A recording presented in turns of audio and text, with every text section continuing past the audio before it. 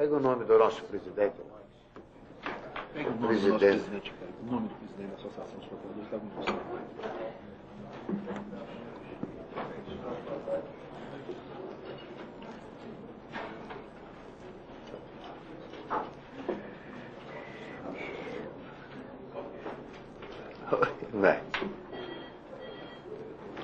É procurador da República e exerce sua atividade atualmente na capital do estado do Amazonas e não tem parentesco com qualquer das pessoas que até agora tenham comparecido perante esta comissão.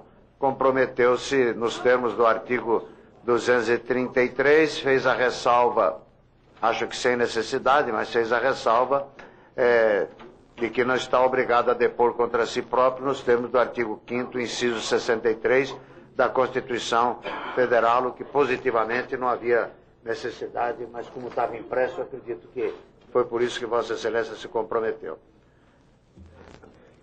Registramos também com muita satisfação a presença do presidente eleito da Associação Nacional dos Procuradores da República, Dr. Carlos Frederico Santos, nos seguintes termos. Requer nos termos regimentais e com fundamento no artigo 58, parágrafo 3º da Constituição Federal, combinado com o artigo 2º da Lei 1579, de 52, seja solicitada à direção da penitenciária de Manaus os originais dos alvarás e ordens de soltura assinados pelo desembargador Daniel Ferreira da Silva desde o ano de 1997, inclusive. Justificativa. Tal providência se faz necessária, eis que esses alvarás são um dos principais objetos das denúncias aqui encaminhadas pelos doutores Abdala e Osório, sobre os quais pesam dúvidas quanto à respectiva autenticidade. Estando os documentos originais com a CPI, possível será a realização de perícia nos mesmos. Esclareço que esse requerimento, naturalmente, é porque o senador Daniel nega que a assinatura, o desembargador Daniel nega que a assinatura dos alvarás de soltura seja de sua lavra. Atribuiu-os ao funcionário Carlos do tribunal, que por sua vez negou e, feito o exame grafotécnico, a Polícia Federal, pela Polícia Federal de Manaus, a Polícia Federal sediada em Manaus entendeu que as assinaturas não eram do funcionário, não podendo afirmar se eram do desembargador, porque pela lei orgânica da magistratura, a autoridade policial federal entendeu que ela não tinha competência para solicitar, naturalmente, o exame. Doutor Osório, Vossa Excelência sabe que os nossos trabalhos são orientados no sentido de, primeiro, ouvir a explanação de Vossa Excelência e depois a palavra concedida, respectivamente, pela ordem ao senador relator, ao senador vice-presidente e depois aos demais senadores por ordem de inscrição. Então, eu convido Vossa Excelência a fazer uso da palavra. Gostaria de saudar Vossas Excelências nas pessoas do senador Ramês Teber, do senador Carlos Wilson e do relator desta CPI, senador Paulo Souto.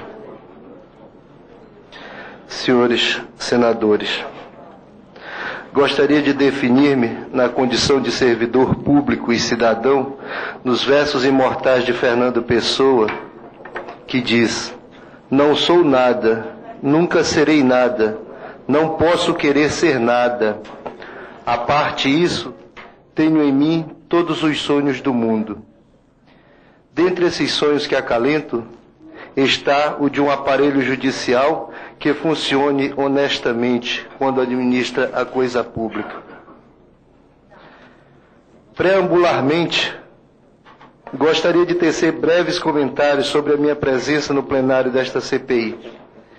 Em primeiro lugar, devo dizer que foi com extrema lisonja que soube, e até por dever de ofício, aceitei a convocação para comparecer diante de Vossas Excelências a fim de contribuir com os trabalhos que estão sendo desenvolvidos e que são do conhecimento da população brasileira. O que buscamos na nossa modesta colaboração é tão somente a preservação do poder judiciário, imprescindível à democracia e, consequentemente, a preservação da liberdade, bem maior que a própria vida, pois sem esta nada faz sentido. Solicitamos benevolência de Vossas Excelências para alguns posicionamentos e palavras que venhamos a proferir nesta oportunidade. Nenhum deles terá o intuito de ofender esta casa e seus integrantes, pelos quais, como não poderia deixar de ser, nutrimos o mais alto respeito e admiração. As falhas por nós cometidas debitem a emoção e a inexperiência, mas, acima de tudo, creiam que estou aqui porque acredito estar contribuindo para a construção de uma sociedade mais justa, consequentemente, por um Brasil que não se envergonhe dos atos dos seus filhos. O Poder Judiciário, como os demais poderes da República, Executivo e Legislativo, não exerce apenas funções típicas, para as quais foi idealizado por Montesquieu. Tanto assim que o Executivo legisla, por intermédio das hoje famigeradas MPs, ou medidas provisórias. O Legislativo julga, como fez no impeachment de um presidente desta República. Assim, o Judiciário não apenas julga, pratica também atos típicos do Executivo, nomeia seus integrantes e servidores, por exemplo. E é na prática dos atos atípicos que o Judiciário amazonense tem se caracterizado como pródigo em condutas reprováveis, legal e moralmente. O Poder Judiciário no Estado do Amazonas tem se mantido um poder hermético a críticas e fiscalização da sociedade e dos demais poderes. Suas respostas sobre esses temas têm sido a condenação dos que ousam levantar tais questionamentos. É óbvio que estamos falando das funções atípicas, ou seja, do Judiciário enquanto administrador dos bens públicos. Os que escapam à regra, e são minoria, optam por outras carreiras jurídicas. E aqui faço um parêntese justamente para dizer que o presidente da Associação dos Procuradores da República está nesse último caso. É filho de desembargador e hoje honra o Ministério Público Federal. Sanções para seus... Senhor presidente, pela ordem. Eu acho que nós estamos saindo dos objetivos. Tudo que o digno procurador tem dito é importantíssimo, mas deve ser encaminhado à Comissão de Reforma do Poder Judiciário. São sugestões dele e da Procuradoria. Eu acho que nós precisávamos saber a respeito das questões dos alvarás, dos traficantes, lá do desembargador e tudo. Essas sugestões dele, eu acho da maior importância, viu, doutor? Eu estou atento a elas, acho da maior importância, mas elas têm que ser encaminhadas à Câmara Federal. Não, Vossa Excelência tem alguma razão, senador Marquito Vilela, no meu entender, mas eu estou entendendo que, sinceramente, estou prestando muita atenção aqui a leitura que o nosso procurador da República no Estado do Amazonas está fazendo. Eu estou vendo que, a par de considerações que não são fáticas, vamos assim dizer, não é? Há algumas considerações assim que deixam a gente perplexo, como, por exemplo, de saber, não é? Se ele não lesse, por exemplo, eu não saberia que uma senhora foi aprovada num concurso, sei lá, nem estava na cidade, nem coisa nenhuma. Fatos assim, estarrecedores, sabe? Mas eu percebo que faltam 1,5 páginas só para leitura, então eu vou pedir licença para que o doutor procurador termine a leitura e logo em seguida a gente faz as competentes indagações. Continua Vossa Excelência com a palavra. Com a palavra pela ordem, o senador Antônio Carlos Magalhães. Você já colocou nos devidos termos, como eu ia colocar. Agora, o que, evidentemente, o procurador deseja é que nós sejamos o veículo das suas considerações para a Comissão de Reforma Judiciária ao final da nossa CPI. De maneira que eu acho que Vossa Excelência colocou perfeitamente bem.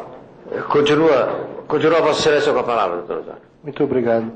E as sugestões, na realidade, isso o senador Antônio Carlos Magalhães já tinha dito nos jornais, a imprensa, que sugestões daqui partiriam para a comissão, e essa seria uma modesta contribuição. Dar os agradecimentos. Exato. Apenas para finalizar, gostaria de agradecer a atenção dos senhores, apenas sugerindo no vosso projeto que seja estabelecido prazo para essa resposta com sanção, sob pena de não ter resposta nunca. Muito obrigado pela atenção dos senhores.